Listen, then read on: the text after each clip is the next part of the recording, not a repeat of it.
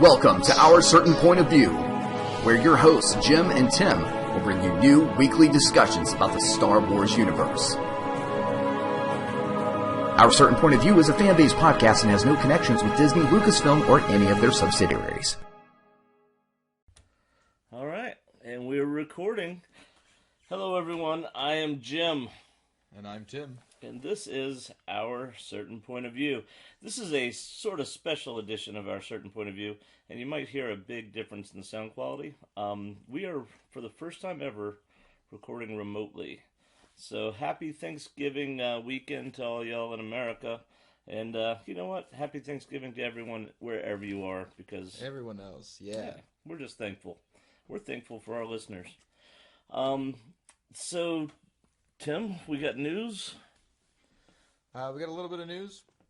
Of course, as we've been saying for weeks, the tickets to the Rise of Skywalker are available.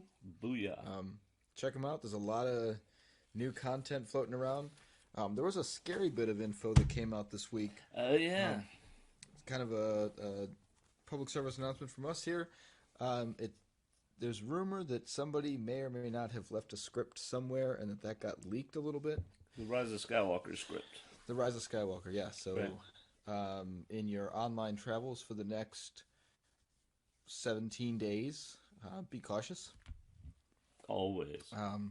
Because that's always risky. Yeah. And I know you and I both are very anti-spoiler, so that would not be good to find the script.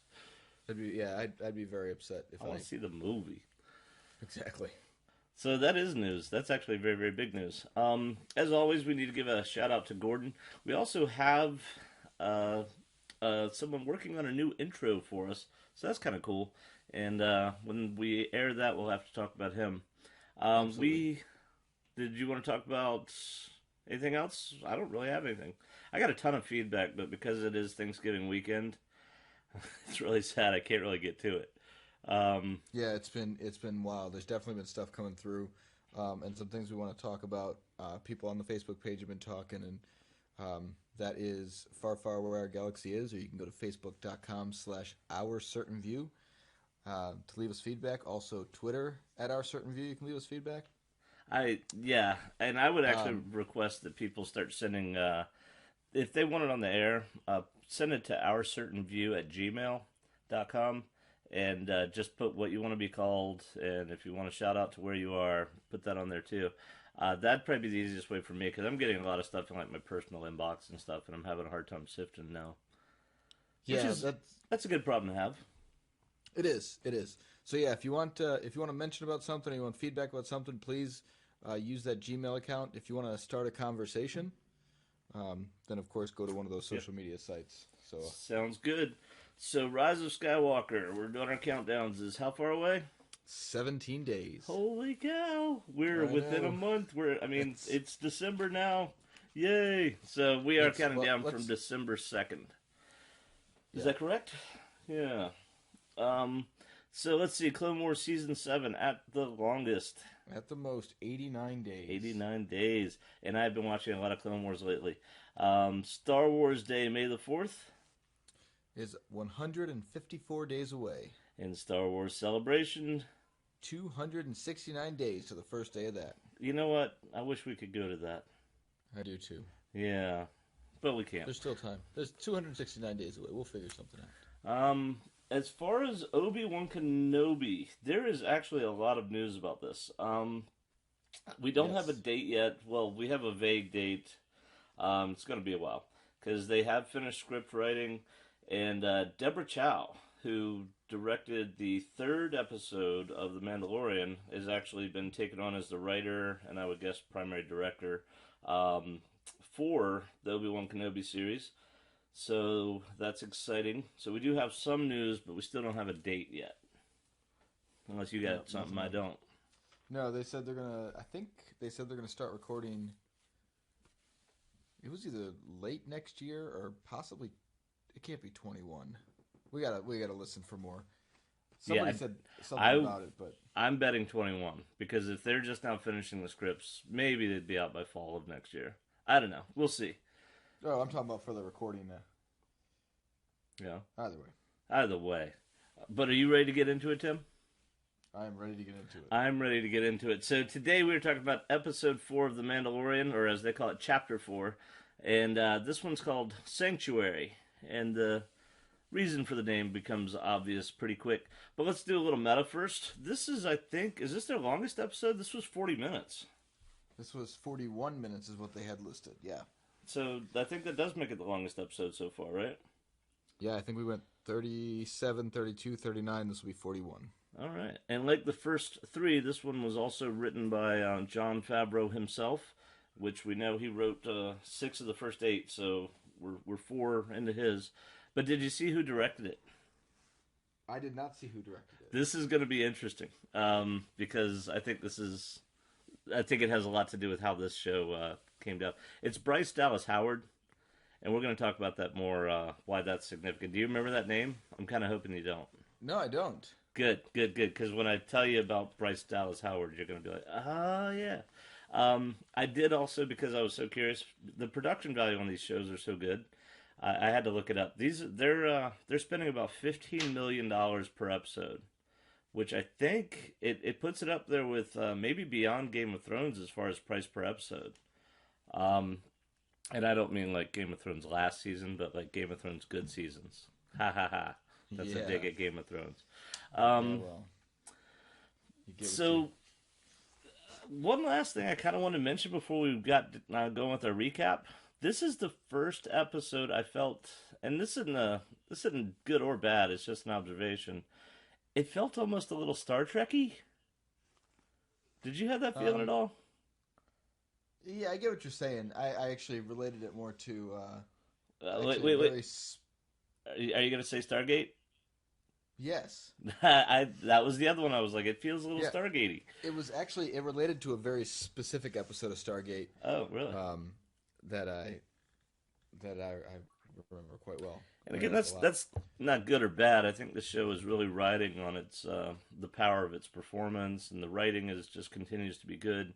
So, well, in the style of the episode, what they were doing here, that's just what it was. You know, it's Star Wars isn't continuously this way, but when you're planet bound, you're planet bound. Yeah, we don't get many. Well, I guess we might as well start then. We start with what's the name of this planet?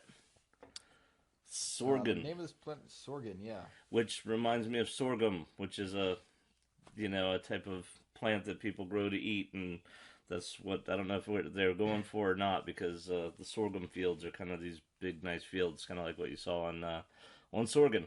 And we see a woman named OMara and her daughter Winta, and it's just an idyllic view. And we see something we rarely see in Star Wars. We see just peace. Just, it's not war. It's peace. It is. For a second. No technology present. I can hear you. All is bright. Yeah, I can't stop that one. That's in the other room. By the way, happy Advent to everybody. Yeah. And this is part of our recording remote. So they get attacked right off the bat, though. This is all in the cold open. And do you know what those creatures were that attacked them? Yes, those were the Clantuinians. Yeah, Clatunians or something like that. And do you remember where we've seen them before? That I don't remember. The first Clatunian was that we saw was in Return of the Jedi. One of them, one of Hutt's men was a Clatunian. Then apparently they also make appearances in episodes 1 and 2 and in the Clone Wars cartoons. So we do see Clatunians elsewhere, and when I saw them, I was like, that kind of looks familiar. Honestly, the makeup and all for the Mandalorian is far better than it was for Return of the Jedi. So they look more real. So that kind of made them hard to recognize. But they go through, and they they ransack the village. And this is where I did have my first question, like, what are they doing? Because if they're just there to steal stuff, why would they destroy the R5 unit? Like, it seems like they would just take stuff and then leave them the ability to create more so that they would have, like, a permanent, like, prey, you know? Yeah, and that was, so there are a couple of pieces to that I kind of had, too. There's another unique piece of this episode.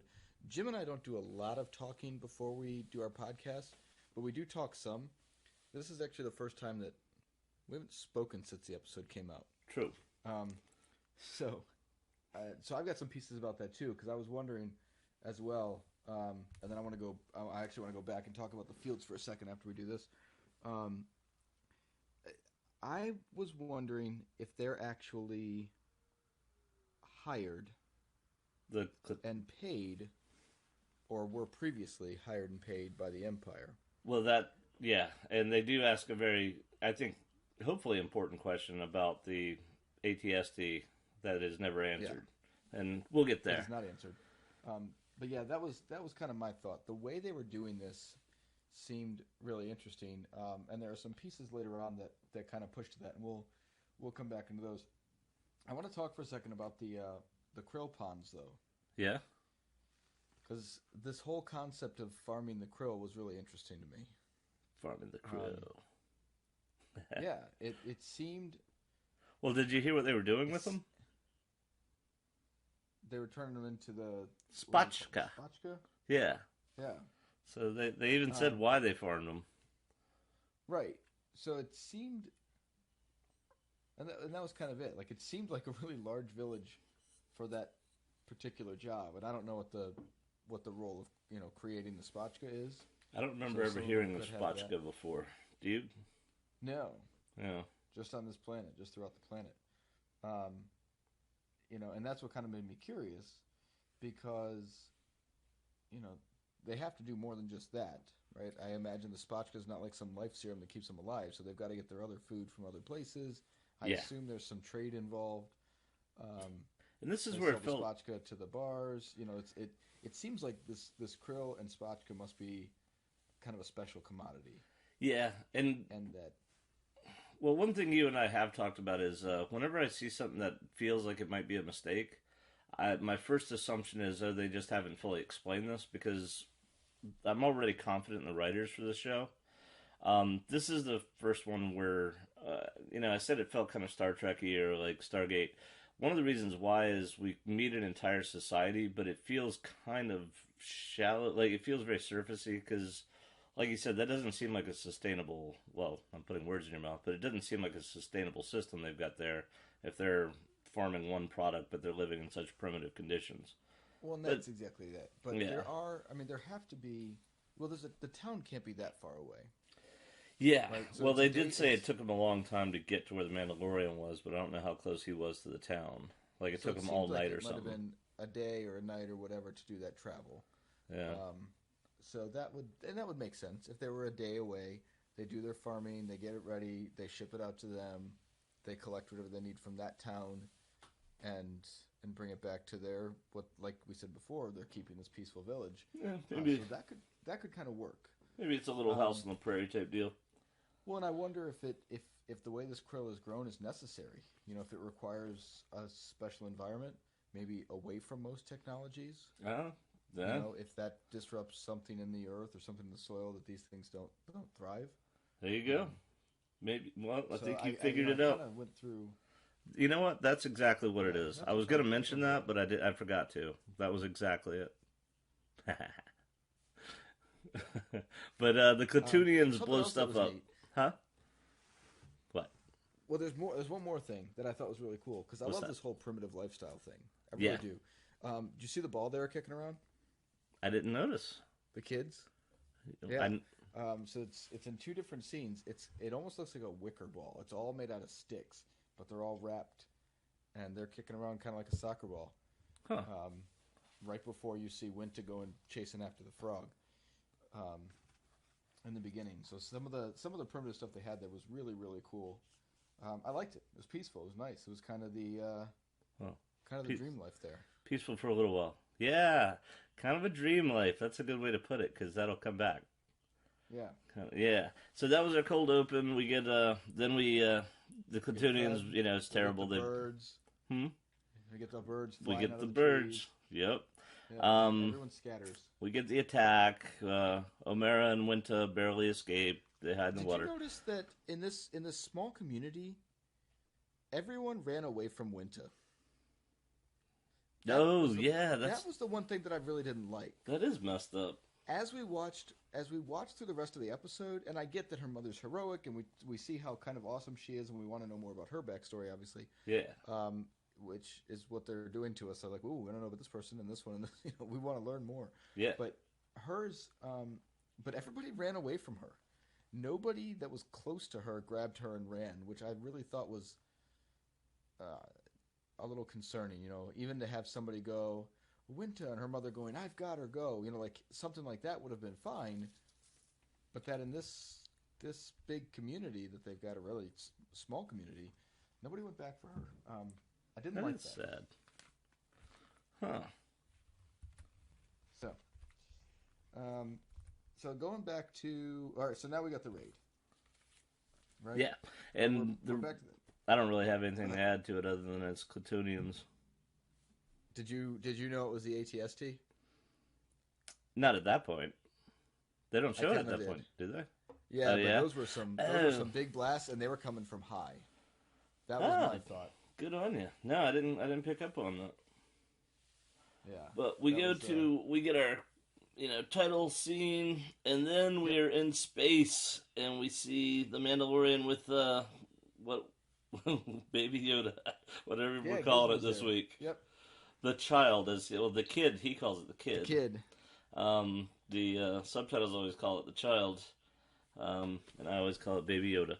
All right, but anyway, so the cradle's gone, man. They left the cradle in the dumpster, so now the kid's just crawling around doing whatever he wants. Do you think he understands what the Mandalorian says? I 100% do. It almost seems like in the realm of Yoda, this baby seems to already be wise, but immature.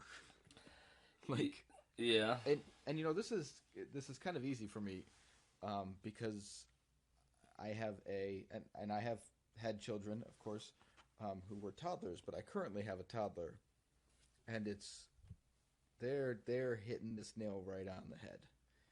Like some are, and I know there's going to be stuff out there that's like, oh, they're just trying to be too cute, and they are, and it's working.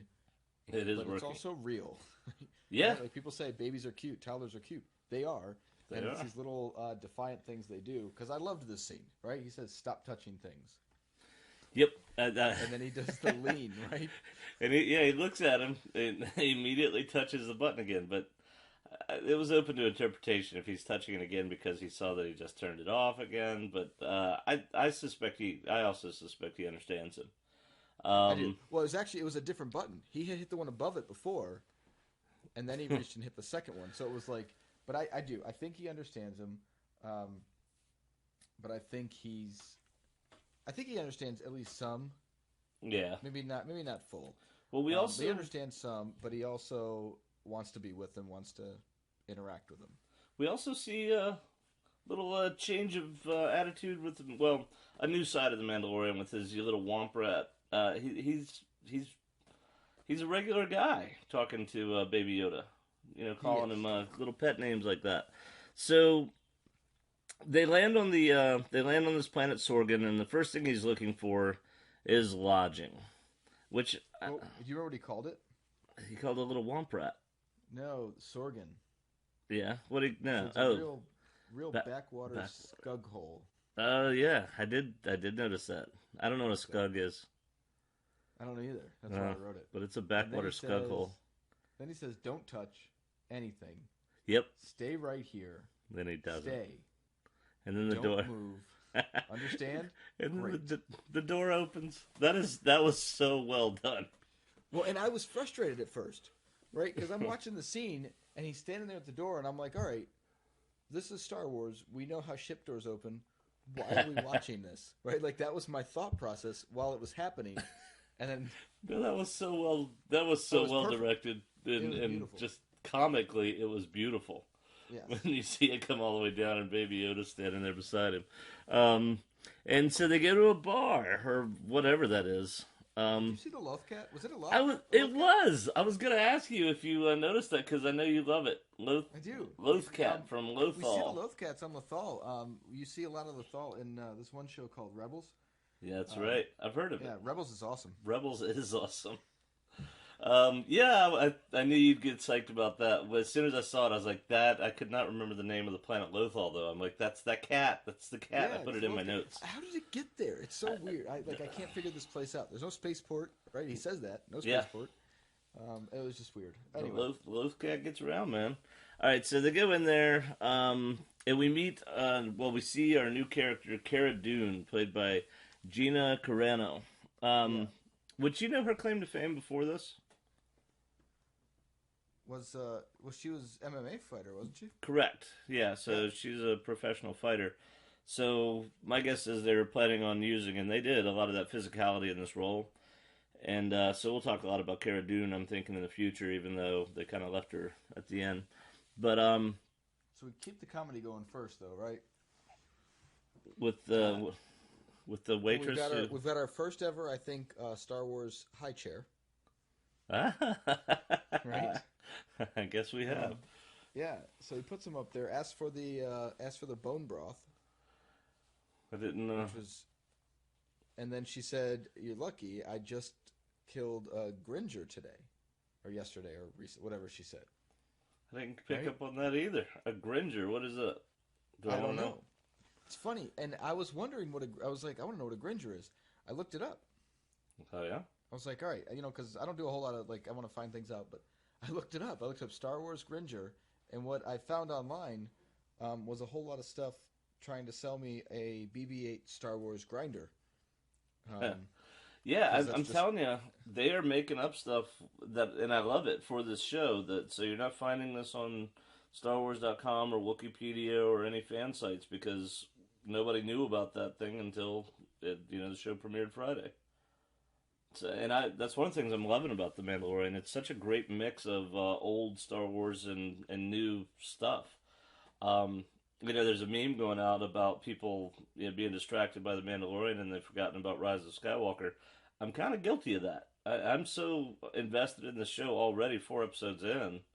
And speaking of which, one of the things we probably should have mentioned in the news section is just after the release of 3 episodes, they already had more viewings than any other streaming show in the history of streaming shows. At least that's what I read. So take that with a grain of salt. But if that's true, that's incredible. There's 3 seasons of Stranger Things out, and that show was a big hit. Well, and that really makes me wonder because this show is being released weekly, Yeah, and the majority of streaming shows haven't been doing that. correct. So I wonder how they're taking these numbers because, like, when Stranger Things comes out, there are a lot of people who watch that show in a day. Correct. Me and my daughter do that. My oldest daughter. Like all of a sudden you've been through the season, it's done. So that right there is how many streams? Is that 1 stream per episode? Are they counting? Are they counting that you did however many episodes? Like just adding up the streams? I would think they do it episode by episode, but if they're doing it season by season, then you're right. Then the Mandalorian's really setting itself Yeah. up. So that's what I wonder. win. Are we doing an episode? I mean, either way, we're winning here with Star Wars. So they, Cara Dune sticks out like a sore thumb in this place, and so does the Mandalorian in his shiny armor. So they instantly, notice each other. She disappears. He goes out to confront her. I found how Earth-like this place was to be a little bit distracting. Most planets in Star Wars have some sort of aspect that make you feel like they're alien. This felt like I was in a park in Oregon, and it was particularly distracting because I've been playing the show, the game Days Gone, and there's this tracking feature that you hit on this game where it turns everything kind of reddish, and then you can see highlighted footprints in white. And that was exactly what they did on The Mandalorian when he walks out of the room and you see through his helmet. And I was like, and Days Gone is also set in it's either Washington or Oregon. But I'm like, that did kind of bring me out, but that might be just me playing Days Gone while watching Mandalorian. Maybe that wasn't too bothersome. I was more bothered by The fight. wondering how. No, the fight was weird a little bit, but I was more bothered by how the technology might work. Like, I don't know what it's picking up because somebody stepping somewhere doesn't create a heat signature. Might be compression. Who knows? Yeah, it was that. That's the only part that I found strange. Like this person walked here. Okay, nobody else has walked here in the last. Yeah. Who knows? It was just kind of strange. Or it could sense patterns, right? It could sense a movement pattern, and that's what you're watching. But well, she that just seemed. She gets weird. the jump on him, man. What? She does. I'm a little disappointed he didn't look up. Yeah. Well, she's a shock trooper, so she right, and that's fine. I don't have a problem with her doing good, but it was more the him not going. Hey, the track stopped. They must have gone up because there's no speeder present. Well, or traces of a speeder. I had some thoughts on this too because I feel like a lot of people have been a little bit disappointed in like how the Mandalorian fights, and I've kind of fallen prey to that with the what are they called, blargs, when in the first episode where the creature grabs him by the arm, and then he fights a mudhorn and he has a problem, and I think a lot of people are like, well, I thought Mandalorians might be a little tougher, but I think what they're trying to get at is that he's just a highly trained soldier. He's not a Jedi. He's not a Sith. He's not a superhero. He's just a highly trained soldier, and in this case, he's going against another highly trained soldier. So really, a shock trooper should be just as proficient at fighting as just about any Mandalorian. I would say so. So I thought that was a good match. The only problem I had with the fight was I couldn't tell if they were trying to subdue each other or kill each other, because he does pull out the flamethrower at one point. And if he hit her with that, I don't think that would have just been, okay, you win. Well, he does, but he does it pointed in the wrong direction first. And I wondered about that, like if that thing requires a charge-up time. I couldn't tell. So and then you notice he pointed away and then was coming forward, almost like a scare tactic, kind of like what the Jawas. Remember, he threw it over their heads. That's true. Well, we know he's not a bad guy. He doesn't seem to like to hurt things if he doesn't have to. Well, I think he knew right away that she thought he was after her. Like, I think he said he picked up on that. Yeah, that's a good explanation. Because they fight to a standstill. They're pointing blasters at each other's heads, and then they see what has become already one of the most famous gifs out there. They see Baby Yoda, and yes, I pronounce it GIF because it's a graphic interface file. Isn't that what it's called? Graphic interactive. Anyway, Baby Yoda, and he's just drinking his little bowl of whatever, sipping his bone broth. His bone broth. Gringer bone broth. Gringer, yeah. So that was cute. So now they're gonna go in and talk to each other. Okay. Do you notice inside the bar? This was before this. They're accepting some form of standard currency. Well, it's better. Well, they're not only accepting it; they seemed excited to see it. Because he paid that woman twice, who for some reason reminds me of the talk show lady Ellen. Just seemed weirdly like her to me. Anyway, he pays her twice. Maybe it was just her excitement. She was really excited. Yeah, she seemed very positive, very happy. Yeah. It was a good comparison. So he pays her twice, and both times she seems kind of overwhelmed by the largesse. But they sit down, we didn't see and the this currency either. And it kind of say that again. We didn't see the currency. No, it was just some sort of metal credit, so it's not flan. But that was interesting. But and it sounds like I'm kind of bashing on this episode, but this has been the first episode where I do have a lot of things where I'm like, I don't know, I'm kind of taken out of it. In general, I absolutely love the episode, though. I'm still in love with the show. But we got to another moment where I'm like, because these two sit down and they just start. Cara Dune just starts talking about herself. And it seems weird to me that these two so quickly kind of, Cara Dune and the Mandalorian connect. And she says after Endor, she was, hitting these former Imperials, and she was doing peacekeeper operations, and she mentions at this point, she'd work for the Republic, I guess. I don't think she uses the term shock trooper at this point. I think he uses it later. She did talk about them dropping in without support. So she is an elite military person, or at least she was 5 years earlier. Right, and then they became kind of security, and now for some undisclosed reason, she's on the run. Yeah, so we like that.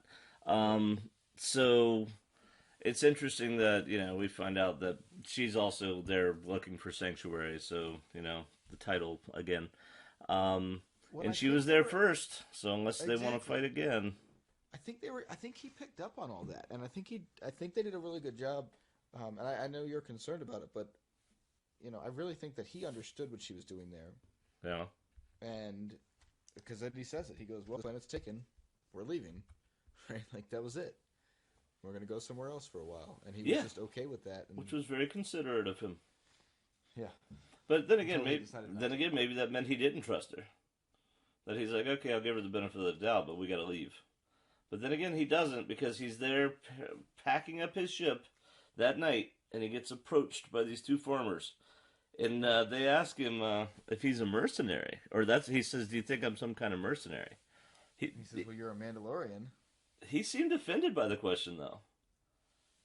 At least it's kind of hard to tell with him. He's very kind of deadpan and direct in the way he talks. He's very much like the Clint Eastwood spaghetti western character, Man with No Name.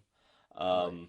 Like, he just delivers these lines very, in a very Spartan way, which I want to talk about the Spartans more in a little bit. But so they offer him all the money they have. He says it's not enough. But then they mention...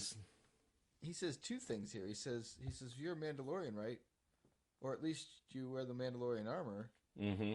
That is Mandalorian armor, right? It's just an interesting little, because, we know where that's going to go. And then he says that he's read a lot about the Mandalorians. Yeah. That I thought was interesting, because there's clearly not a lot of travel to this. I'm telling you, the Skug Hole. The Mandalorian mythos has survived better than the Jedi mythos. Because we see it on with the Nick Nolte Ugnaught. He's like, well, you're a Mandalorian, right? I've never met a Mandalorian, but this is what I hear. And yet nobody knows about the Jedi. And when we get to the end of the recap, I want to talk a little bit about the history of Mandalore again, and kind of my theories on what all this is saying about where Mandalore is now at this point in our history timeline. Because I went back and watched some Clone Wars episodes about Mandalore, and it's wild how totally different it's being painted, and yet Dave Filoni's involved in both. So we'll talk about that some more. But they offer to hire him, and he doesn't say yes to the money. He says yes to the to what? To the lodging in the middle of nowhere. Yeah. So now we end up back in the village, and we see Winta and OMara again, and OMara seems to understand Mandalorians. I thought this was really interesting too. Yes, I saw that too. So she and we get a lot between her interactions with the Mandalorian. We get a lot of information about him, kind of compared to what we've gotten in the last 3 episodes, anyway.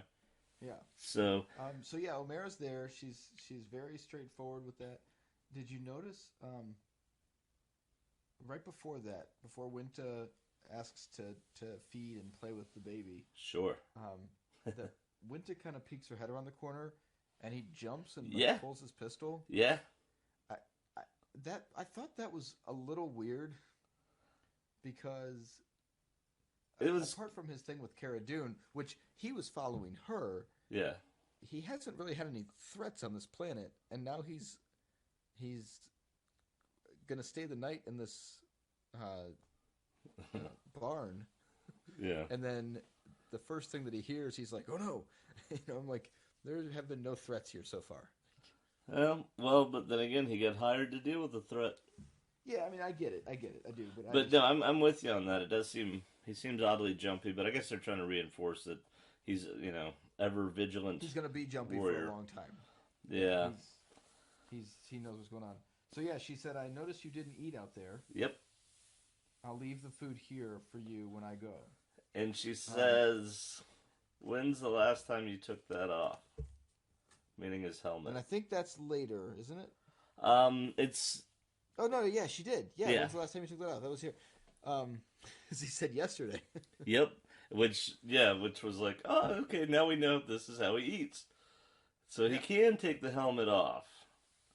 He just can't take it off in front of anyone. Yep. And this is where we finally find that out, because that's a question a lot of fans have had. Like, the practical aspect of this is like, okay, come on, you can't wear a helmet all the time. And given that he spends the majority of his time alone in that ship, he probably doesn't wear the helmet, nearly as much as it appears to us. And then we find out that one of your theories was absolutely true. Which one? That he was not born on Mandalore. That's right. He said, Yeah. The Mandalorians took care of me. Yep. And I was reading an article online where people were like, well, that doesn't prove that he wasn't born on Mandalore. But I'm like, I think the wording was pretty... I think that was very specific. And I think it explains the entire helmet thing. Yep. We are not all of Mandalore. However, we are in this tribe and we are Mandalorian together. Yep. And you can't see those differences. If someone were, had blue skin like Thrawn, nobody would know. Or a little Yoda. Or a little Yoda. That's what makes the difference. So I think I think you're right. Like I said, I watched a lot of Clone Wars, Mandalorian stuff, and they weren't even wearing their armor half the time. So something has drastically changed in our society, and I think that's it. I think you're right. I think they're trying to rebuild, and they're trying to avoid, being stuck with just humans, or just people from Mandalore. Do you think that OMara at this point, and knowing what's coming in the rest of the episode, do you think she's insightful about what's going on? Like, does she kind of get a read from him, or do you think she's actually knowledgeable about what? Because I feel like the new Mandalorian way, right? Because this is the way. This is the way. I feel like this, which I also new way is not known to others. Yeah, I think that this is part of what we're talking about, because you don't hear that line anywhere else. So you don't hear it in the Clone Wars or in Rebels, which, again, they spend a fair amount of time with the Mandalorians in both of those shows. But I don't remember ever hearing them say this is the way until all this stuff so she's got to just be kind of insightful. Well, I got maybe a different little view on that. I think she does know something about the Mandalorians. I think this is yet another reason for the name Sanctuary. I don't think she's a local. And heck, maybe that's even why they didn't pick up her child. She's obviously accepted by these people, but she also obviously has skills that these people don't. I don't think she's a local. I think she's there looking for Sanctuary too. Yeah, I don't think she's a local either, but that still wouldn't give her. I don't think that would give her the knowledge of the new Mandalorians. Not of the new Mandalorians. Well, that's a good point. I don't know. That's the part that got me. Yeah, she did know about the helmet. How long has it been since you took that off? I feel like it was an insightful bit. Now, I will say this, and kind of to quote Hagrid from Harry Potter, he was really quick about saying that he wasn't actually a Mandalorian, if that was what he was saying. Yeah. He said that really early in this relationship. That seems to run throughout this episode to me. He probably shouldn't have said that. Like, these relationships build so fast in this episode that was a little distracting. Like, his relationship with Cara Dune, they're buddies, and his relationship with this woman. Now, they do mention that a series of weeks pass while they're at this place. It just doesn't feel like it, though. But anyway, that was after the big battle, yeah. So yeah, he takes his helmet off though. She leaves the room, and we see him put his helmet down, and he's eating. So then Cara Dune and him, huh? Are we ready for the next? This is where I kind of got the Raiders were under the employ of the Empire, coming into what we're getting to. Yeah. Because we saw some stuff in Rebels. Rebels is awesome. We saw some stuff in Rebels where the Empire was doing these kind of weird little petty things, and you see it in the books and stuff too. The Imperial soldiers, the stormtroopers, are really jerks all the time. Yeah. And it's always little stuff. They're like, oh, well, I'm going to take this basket of melons. And they're like, but I need my basket of melons. That's what I sell. And they're like, well, you're not selling them today. And I could see them kind of creating this structured chaos. Keep everybody on their toes. Nobody can build any bigger. Steal what we need to. This, hot commodity that is krill for spotchka. And keep them, or give them to the Empire when we come back for them, or whatever. That's all. Well, that's interesting. Trying to arrest the development thing. But, alright, we're off to the woods. Cara Dune and the Mandalorian are going to do their job. They're going to start tracking these Klatooinians. And as they're tracking them, they start saying, okay, at least 15 or 20 of them went off in this direction. And then they discover a very, very disturbingly large footprint. And that's when we realize it's an ATS T. And I don't remember, I think it's Cara Dune asked, what's that doing here? And that question is never answered. The Mandalorian asked what it's doing here. Okay, and that question is never answered, which is what you're thinking about there too. But they return back to the village, and I love his assessment, his straightforward assessment. You got to move. Actually, literally, this is bad news. Can't live here anymore. That's it. That was time to go. And this, yeah. So. I loved how direct and frank he was. Apparently, that's just part of his story, or character, rather. So, then, we see that a little bit later on, too, yeah. Yeah, and I was going to talk about that. Cara Dune says, Kaban is one of the villagers. He says, we can learn to fight. The Mandalorian says, we can teach him how to fight. And she says, I've seen ATSTs destroy an entire company of soldiers in minutes. Yep. So that's ATSTs don't come across as being that powerful in the movies, and in Return of the Jedi they look like kind of weak scout vehicles actually.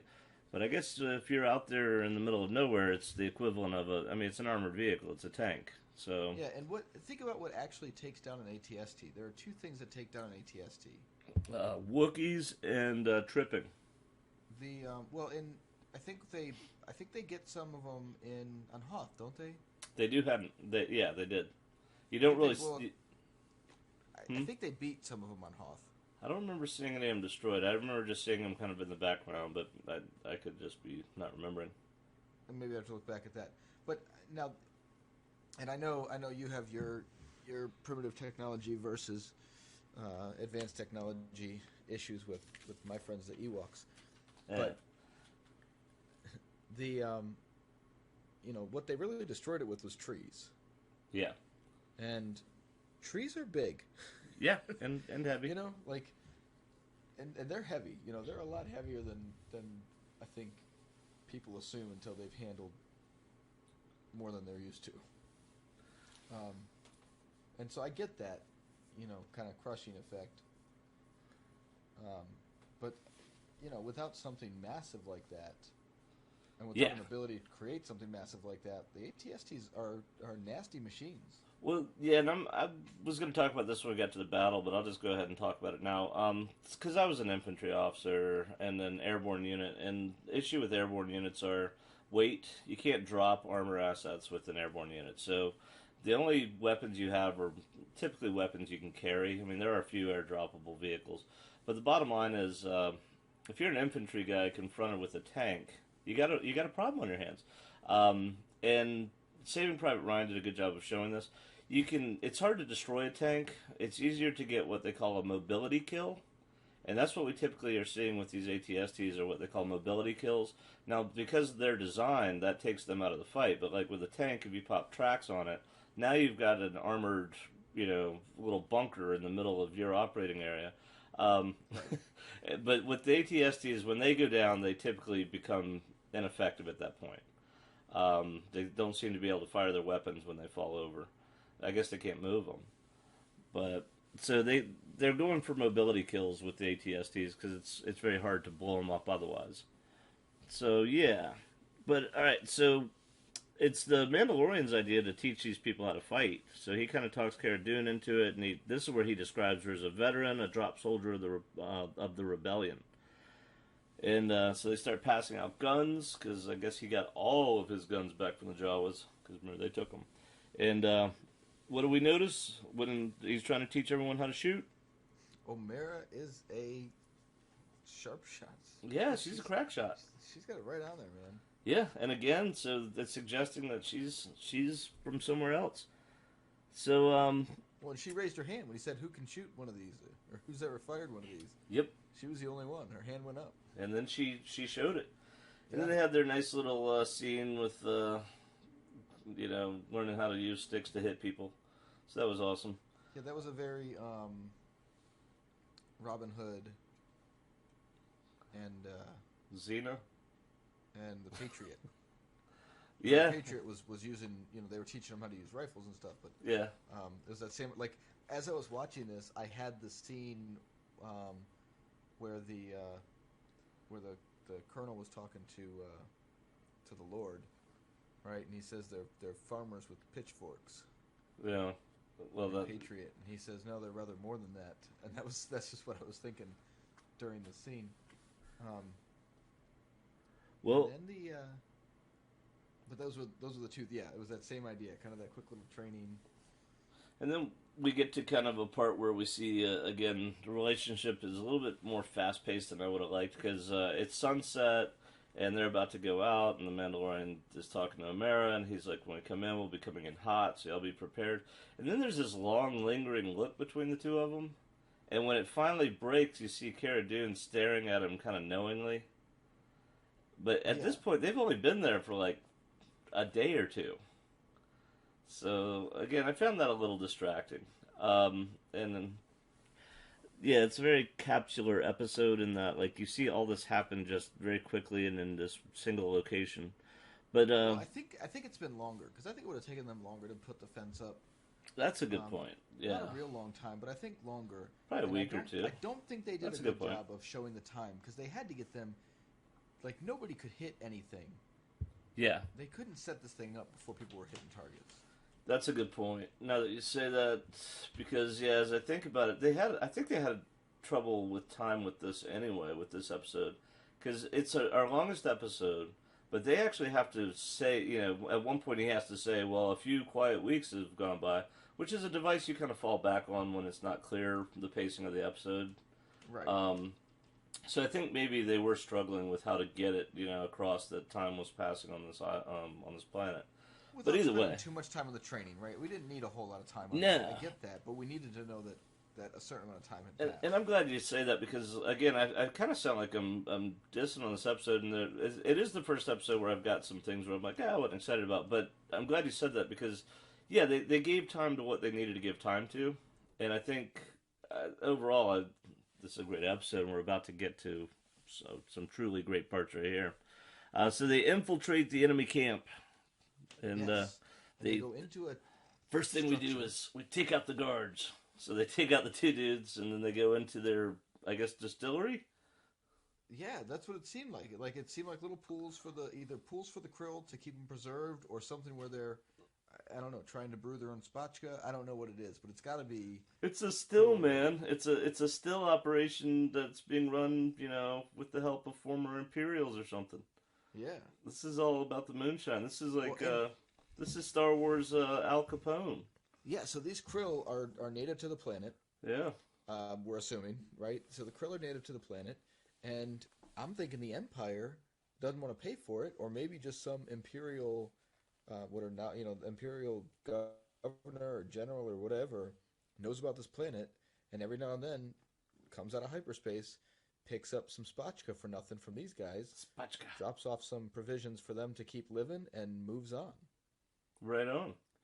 Maybe that's what we got. Going. All right, so do we want to talk about this fight? They get inside this little tent or building or whatever this thing is. It looks fairly temporary. Yeah, this was kind of weird too. It was like, hey, these two guys got beat up, and these two guys heard it, so they came in, and then those two guys got beat up, and these two guys heard it, so they came in. Yeah. This fight seemed a little video game to me. Well, yeah, but also these guys do seem kind of like ruffians. They seem like the type that they might fight each other pretty regularly. So it might not draw any alarms right away if you hear a scuffle going on in that camp. I don't know, but we see how the detonator counts down. It's not only beeping, but you see the little lights start to go around in kind of a clock-like formation. Yes, it did. And then they... I want to get past this because I want to get to the next scene when they finally get out of that building. And it blows up. Yes. And then it's one of the coolest scenes. Like, out of all 4 episodes, it is one of the coolest scenes ever. And you know what I'm talking about. So the lights, the eyes. Yeah, the red lights inside the ATST, which, it's the red light because you don't want to ruin your night vision, so it's a tactical red inside that vehicle. That's so cool. It just, that for the first time, the ATST I thought looked genuinely terrifying. Oh, that was so cool. And did you notice anything about the sound effects when it moved? No. It made a growling sound. And this is in the battle where it's like sitting there debating on whether or not it's going to step forward, when we get to the village. It sounds like an animal growl. And this is where I wanted to go back to who directed this. Yeah? Yeah, I did kind of hear that too. This was directed by Bryce Dallas Howard. And she was the female lead from the Jurassic World movies. Did you know that? So this is Ron Howard's daughter. And these scenes could be straight out of Jurassic World, but like with a machine, which is a compliment. I don't think that's bad that it's derivative. I thought that was so cool because so they start running and they're being chased through the woods by this terrifying ATST. I can't believe I'm using those words together. ATSTs. We're gonna call this particular ATST T-Rex. The AT-Rex. How about that? Yeah. Yeah, the AT-Rex. The king of the all-terrains. The AT-Rex is chasing them through the woods, and so far they're, the oldest ambush trick in the world. You rile them up, and then, oh no, run away. Of course, in this case, they really do got to run away. But they got a trap, and of course, it doesn't go off right away because they get back in there, and it doesn't go for it, does it? Yeah. So this was something. My son had an issue with this. He said, what's with the smart ATST? I said, what do you mean? He goes, well, like it stopped. And I said, well, there's people driving it. Like he kind of thought it was automated.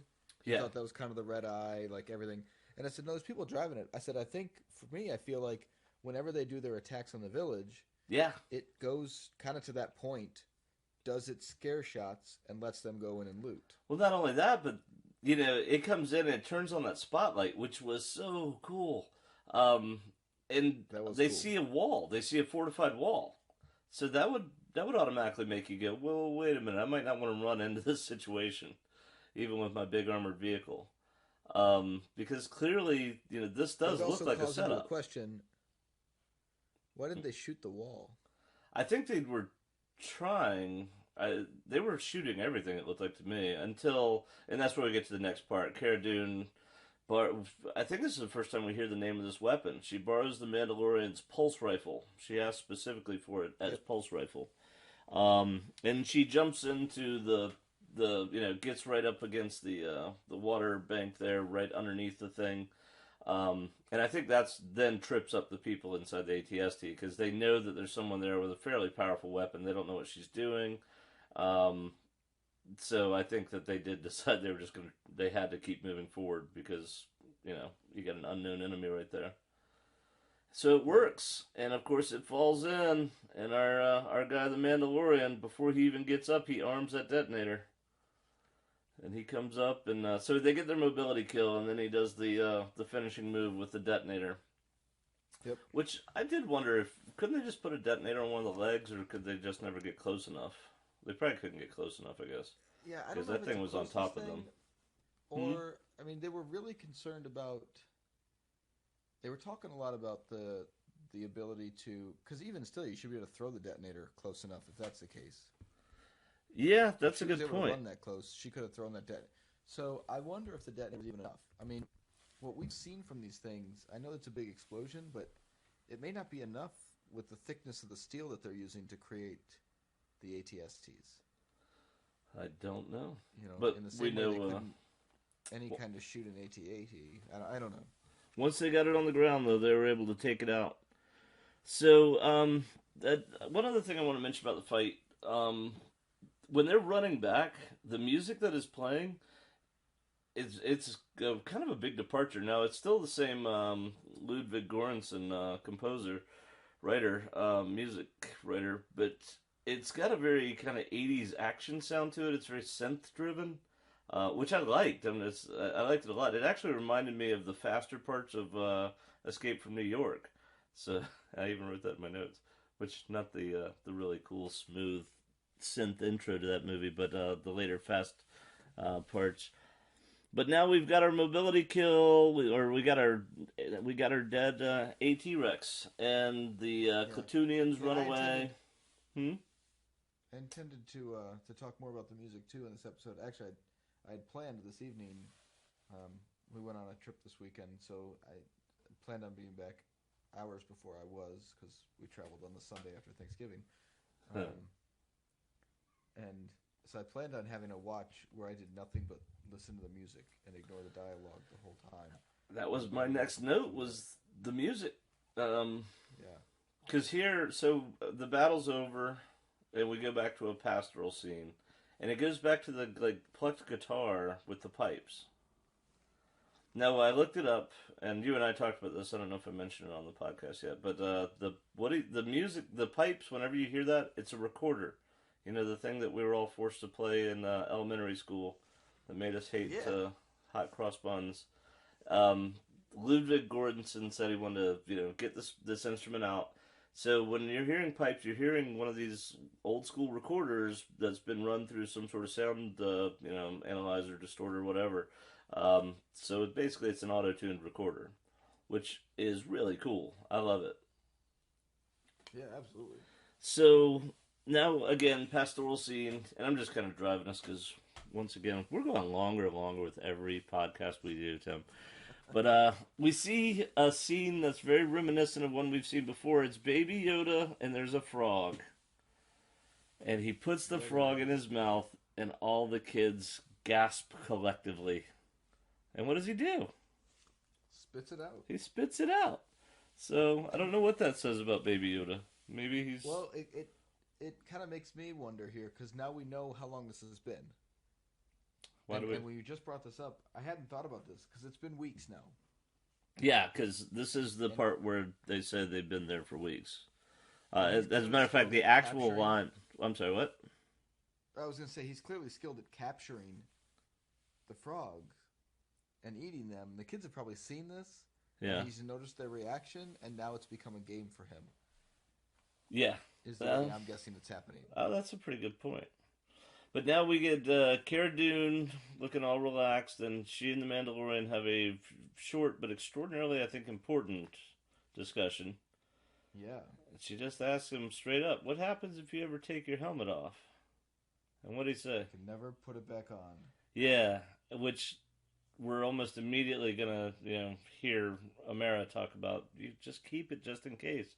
And this is where we get that odd line where he says, we raised some hell here a few weeks back. It gets attention, is what he's getting at. So we know a few weeks has gone by. Again, we have a confirmation of the afterlife. Who was the listener that you said pointed out that they actually... from episode 1, the Mithril talks about God? Yeah. Yeah, one of our listeners pointed that out, and I hate that I don't have her name. But yeah, I totally missed that. That was part of our... We have those notes for next time. We'll leave some of those... Okay. Some more of our feedback. Yeah, so we got more Star Wars theology ahead. So anyway, we raised some hell here. Oh, so... he said, what the hell, getting off the ship too, remember? Oh, yeah. With the Baby Yoda? Yep. Stay here. Ah, what the hell, come on. Yep. I did catch that. So he's worried that all the fighting... I think it's weird that a few weeks have gone by, and now he's worried about the fighting. And then he says what he's going to do with Baby Yoda.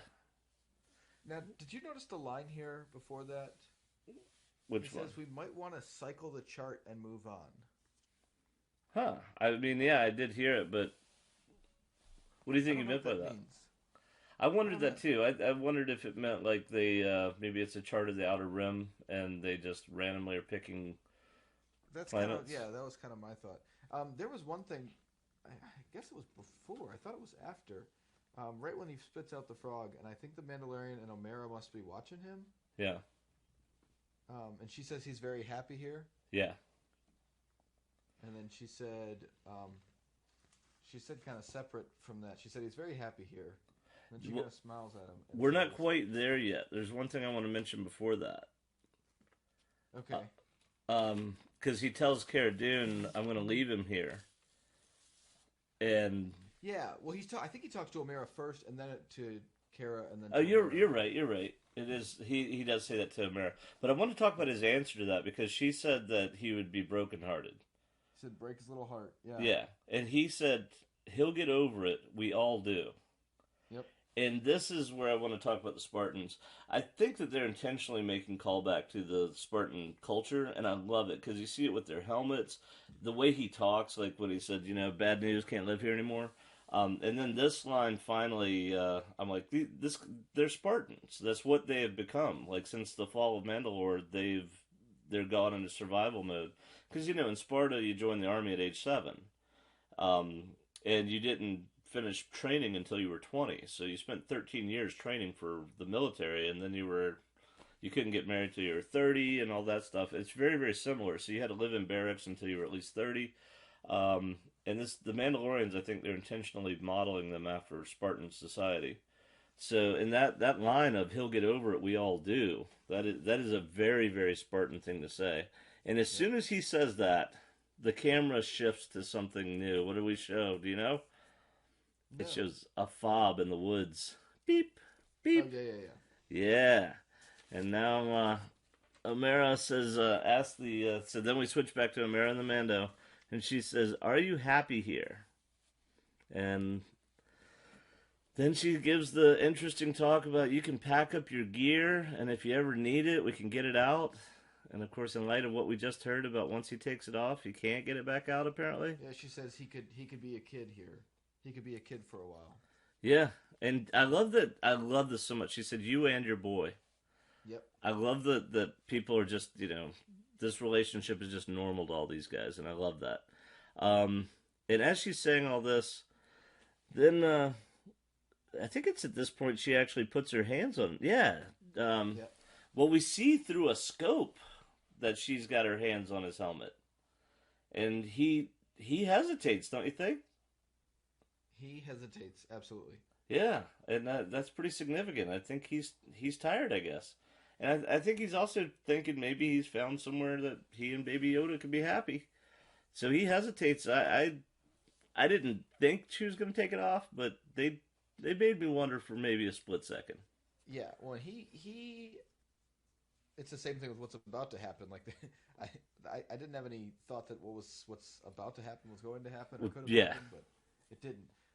But yeah, I had the same thing. I was like, okay, I kind of get it. I was like, she can't take it off because there's no way we're gonna have the rest of this series with his helmet off. Yeah. And I do believe that his character would never put it back on. Yeah, he seems pretty honor bound. But so then the scope, we go back to the scope, and it switches targets to the Baby Yoda, and then we hear the blast. What did you think had happened right then? I don't know. I thought I think that I'm trying to remember to the first time I watched it, and I do think that I went to Kara right away. I didn't. I went to Kylo Ren. Do you know what I mean by that? Oh, the baby's like stopping it? I thought maybe, yeah, like I thought Baby Yoda might actually stop this laser bolt. We saw him lift up a mudhorn. He lifted up the mudhorn, but I think that was a very, I think that was a very protective of this person that he attached himself to, right? Like maybe I'm just too ambitious for Baby Yoda. Yeah. I kind of thought that might happen. But then... I actually did go to Kara because I was like, when the shot went off, I was like, oh my God. Like, it was kind of an, oh my gosh, there's a thing pointing right at this Baby Yoda. Could you imagine? It was disturbing. If this show actually went that route? Yeah, that would be... Oh my gosh. That would change the ratings dynamics quite a bit. Everything would be crazy. So now, they disintegrated Yoda. Did you notice in this scene what the Mandalorian did immediately when the shot was fired? He pulled his pistol, didn't he? He with his right hand. Yeah. With his left hand, he grabbed OMara and put her behind him. Good and call. I liked what they did here. It was really cool because he's clearly starting to care for her. Yeah. Okay, so this wasn't like we're going to get into a man's role, woman's role, I'll protect you. He did, and he should have, because he was armed and she wasn't, and all that, and he cared about her. But then immediately, he set her to task. He said, "Go get the kids," and then he took off. So it was very much I trust you to handle things. However, in this quick moment, I protected this person that he's clearly growing to care about. So it was a cool little. That's a good catch. Yeah. They were interviewing Deborah Chow, again, the director from last week's episode, and she mentioned that when it came to Pedro Pascal, the guy who plays the Mandalorian, because you can't see his face, they spend a lot of time emphasizing his physical movements. So what you caught was very, very intentional on the writer's part, to show that he does have that, that protective nature. So that's cool. So yeah, we know that the bounty hunter didn't get the shot off. Instead, Cara Dune shoots him. But did you notice the damage her blaster did to him? He was like half melted. That was wild. That thing messed him up. But all right, so yeah, it kind of literally smoked him because he was smoked. And we know that the fob, because then they what's going on? It's a fob, and who's it tracking? And the Mandalorian says, "The kid." Yep. So now we get to the inevitable conclusion: they can't stay there. So our sanctuary was brief, if it was really sanctuary at all. Now this does pull out another piece in that he does trust her at this point. Who, Cara Dune? Because, Oh, absolutely. Because if he didn't trust her at this point, like if he had any lingering doubts, to tell her he would have said it's tracking me. Right? Yeah, good point. Yeah. No, I've got this kid. He's worth a lot of money. Yeah, this one right here, worth a ton of money. This guy. Yep. Yeah, I guess he does trust her. Well, although she asks if he wants an escort. And he says, nope, we're going to bypass the town. We're going to go straight to our ships. And then they do another, what sounds like a catchphrase. So we've got, I have spoken. We've got, this is the way. And then, do you remember what they say when they leave each other? No, until our paths cross? Yeah, until our paths cross. And it has a very kind of mantric type feel to it because he repeats it when she says it. Until our paths cross. Yeah, I caught a little bit of that too. I had two other pieces that I had questions about here. So the first was, she's clearly going to do whatever she's going to do, but I was interested in the fact there was no offer of a position for her with him. Yeah. In the way there was for the Ugnaught, because clearly he's willing to work with people.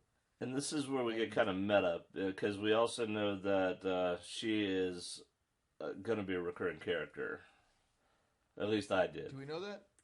Well, I assume so. I didn't look it up on IMDb or anything, but she was on the panel at Celebration, so maybe I'm wrong. Now that I say it, who knows? Because it seemed like when the Lego set came out, it kind of seemed like that we had this squad of people working with the Mandalorian, and they were going to have this awesome ATS T, and that's not what happened. No, but you and I had this conversation about whether or not IG-11 was really dead, and I was like, no, I could swear I saw him in another scene. And then it occurred to me, he, in the posters and stuff for the show, it's the Mandalorian, Cara Dune, and IG-11 all walking together. So I don't think that they would just make that up out of whole cloth, and I would love to see those three together. I would love for IG-11. I love the Jawas to save him and bring him back. That would be awesome. I love listening to your silence. Yeah, I know. Your last the other Noel. one will go off in about a minute and a half. Every movie poster's got some misleading kind of characters grouped up. They all get in there for their family picture, and that's a good point. But I don't know. These each other. So these seem a little here's overly. The big one. What? He said, "I'm going to bypass the town." Yep. And go straight to the Razor Crest. So we kind of agreed that the Razor Crest was the type of vehicle. Yeah, that's because the Mithril says that in the very first episode. He says, "Oh, it's an old Razor Crest." Yeah. So I was interested in the fact that he called it a Razor Crest instead of calling it by whatever his name for it is. Maybe he'd never named it. He has one. That's what I'm wondering. If there's this very big kind of anonymity to everything Mandalorian. Well, I typically call my cars by what they are, not a name. So maybe he is just very functional.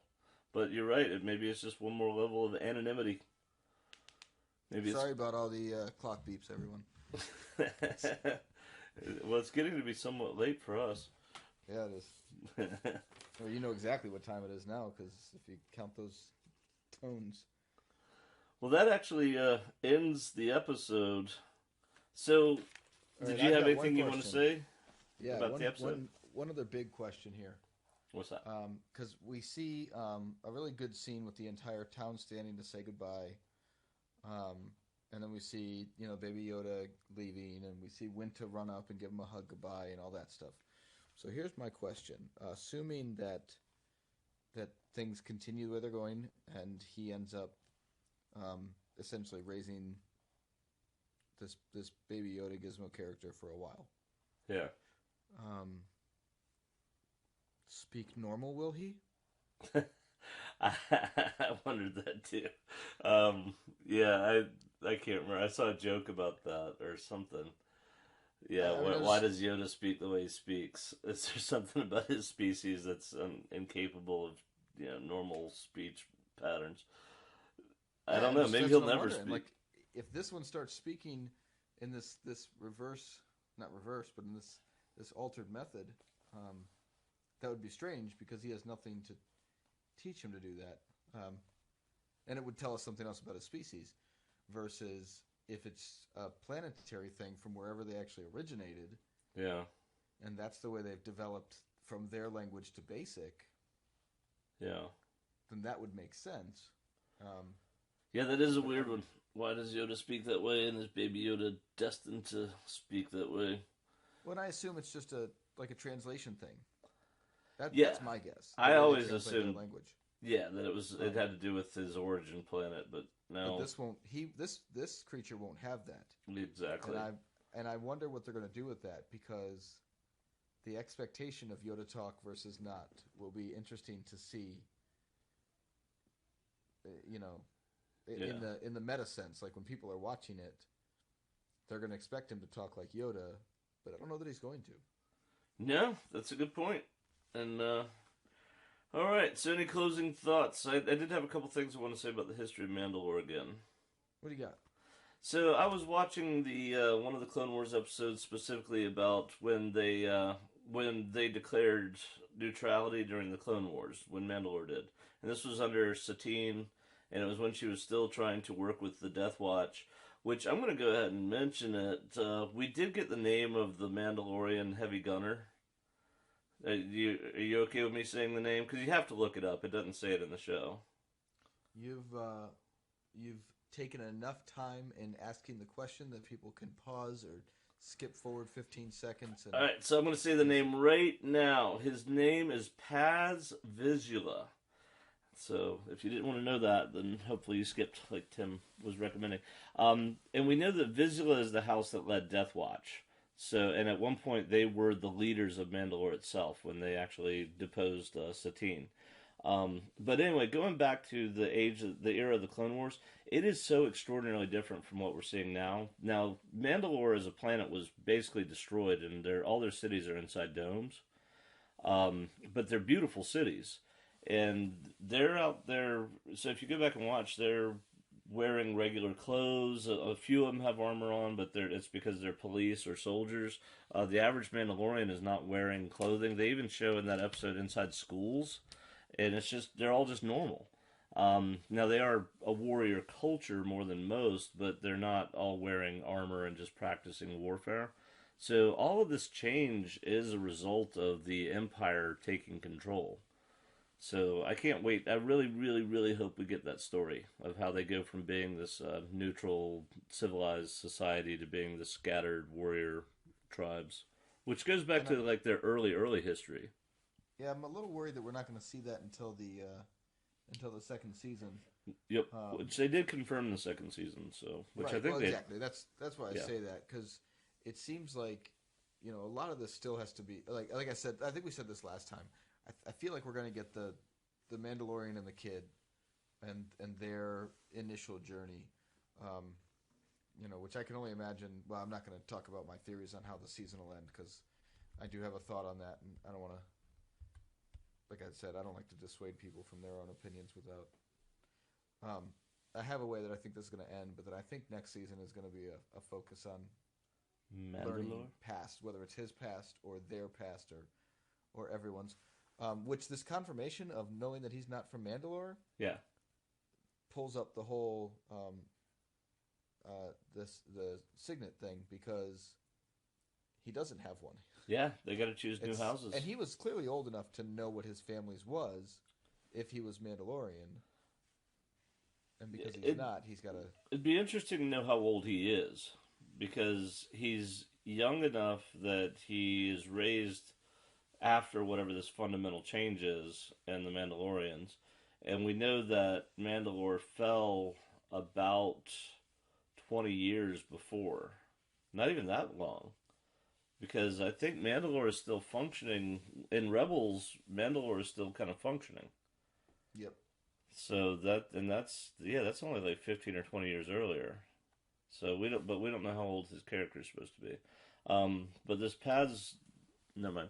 This heavy gunner guy, his family, he does have a house. We know that much anyway. So anyway, but that also might have just been a meta thing that the writers did to just kind of give a nod to the history, because I don't know if that character is recurring or not either. So I'd love it if he is, though. I mean, like I said, I think they'll be back. I want more Mandalorians. We need more jetpacks. All right, Tim. Do you got any closing comments for us? We've gone long. We're 76 minutes. All right. No, I think that clears us up. Well, right on. So with that, then I guess we'll just say our goodbyes, and we'll see everybody in a few days. Next Friday, we'll have the next episode. So that's going to be December 6th is the next episode on Disney. And then we'll release... Chapter 5, that's right. And we'll release our podcast as soon as we can thereafter by Monday the next week. All right, and with that, I'm Jim, I guess. Yeah, and I think I'm Tim. Right on. And this is our certain point of view. And what else did you want to say? Remember, the Force will be with you, always. Nice. I was going with this is the way. All right, good night, everybody. Good night. All right, good night.